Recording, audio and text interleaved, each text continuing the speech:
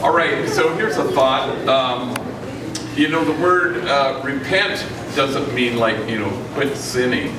It means, like pensar. It comes from the word to think. So it means literally to move beyond the mind you have.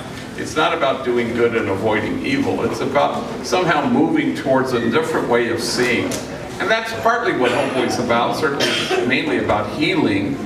But there's thinking involved, where you kind of say, yeah, I used to think this, now I think that.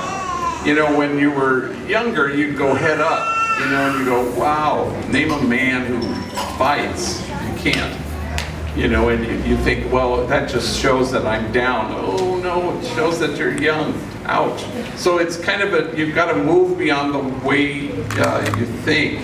And the idea is not to, to be better people. You're already magnificent people. The idea is you'd be happier sometimes if you moved beyond the way you think. And so we're trying to kind of align our hearts and our minds to see as God sees, only because you'd be happier if you did. And so that's partly what I think people discover here about gangbanging and hitting people up and fighting, and all that stuff is just where you get stuck in sadness. It's not about courage, it's not about being down, it's not even about being an adult. It's you stay stuck when you're there. And so certainly part of a Homeboy is to move beyond the mind you have. So I'll give you a bad example. So a long time ago, when we were in our second headquarters at 1848 East 1st Street, a guy came in to see me. I'd known him since he was a little mocosito. They called him Bugsy, and whoever gave him his name, it was perfect, because the guy bugged, and he was always bugging and always asking for feria and always ceviche. And so anyway, and he was always a hard-headed cabezon. He was always in and out of being locked up, and it was the pattern was always the same. So this one time he had just gotten out of county jail after a stretch, and he came in to see me, and of course he's going to ask me for something. He puts his shoe up on my desk, and he says, "Damn, dude, look at my shoes. They're tore up from the floor up," And he said, "I need you to buy me a pair of shoes." And I said, "Okay, I'll buy you shoes, but I'm going to ask you a question. If you can answer this question correctly, I'm going to buy you your shoes." And he gets all settled in his chair, ready to answer. I said, "Well, I have to create a scene first." One day, the phone rang, and a 16-year-old gang member answers the phone. And it's a collect call, and in those days, we would accept collect calls, and we had the bills to prove it. So he says, "Will you accept this collect call?" And the kid says yes, the homie, 16 years old. And then he says very professionally, "Homeboy Industries, how may I help you?"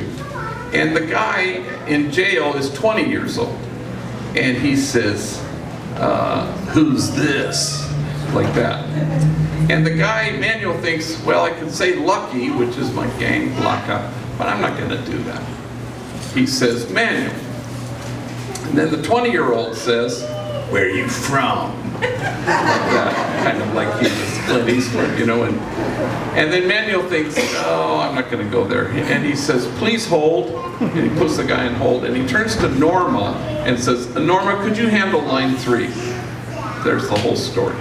So I tell this story to Bugsy. I said, "Here's the question. If you answer it correctly, I'm going to buy you a pair of shoes. Which of the two, the 16-year-old or the 20-year-old, was the real man?" He goes, "Well, that's easy." I go, "Well, what's the answer?" He goes, "Well, the 16-year-old. I go, "Wow, but he's younger than the 20-year-old. "Yeah, but the 16-year-old doesn't play that little kid gangbanging stuff, And so the 16-year-old was the real man. I said, "Congratulations, I have good news, I have bad news. And the good news is I'm going to buy you a new pair of shoes. The bad news is, the 20-year-old? That was you, cabron, when you called collecting."